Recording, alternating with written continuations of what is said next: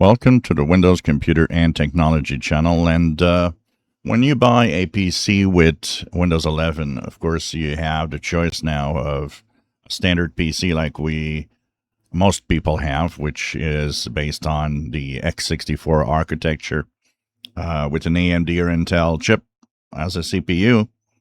But you can also opt into an ARM processor type PC.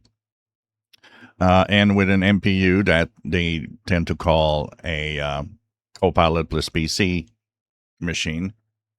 And Microsoft has quietly dropped the Copilot PC branding in a few of their machines, including the ones that have the new NVIDIA chip. And it would seem that it might stop using the branding Copilot PC in the future, as it's not very popular.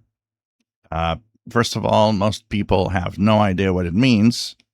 And second of all, they're expensive and probably too expensive for what most people buy when they buy a PC. So it's going to be interesting to see how the future is going to be with Windows, because the fact that we're seeing kind of a failure in the branding of Copilot PCs, and I've seen a few people tell me that they were looking for some of these in stores and that they just can't find them. And the simple reason is that most stores keep the standard PCs instead.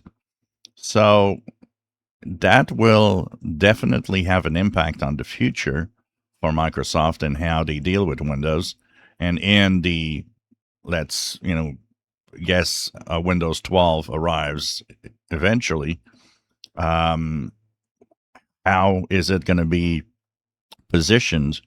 They won't be able to, get a Windows 12 operating system only for Copilot PC branded machines if nobody buys them.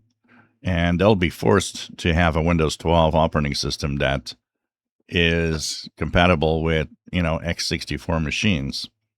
One of the questions that a lot of people ask me is, do you think Windows 12's minimum requirements are going to be higher? It's hard to say, because there's a lot of factors in play right now. The fact that the PCs are very expensive.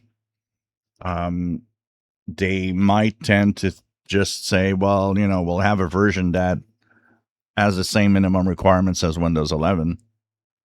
And, like Windows 11 right now, they'll have an ARM version with machines that have NPUs and all of that, so that they can use more AI on it.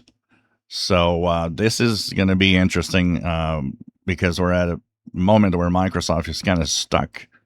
And the fact that Copilot PCs aren't really selling well, I think it's an indication of the future that Microsoft might not be going in the right direction with what it thinks is the future, and we'll maybe just have a next Windows that's going to be also compatible, and I would guess probably the same minimum requirements. I wouldn't see Microsoft moving Windows 12 into a much higher bracket of minimum requirements, for the simple reason that PCs are so expensive that most people will buy, the cheapest PC around, and Windows 12 will have to run on that.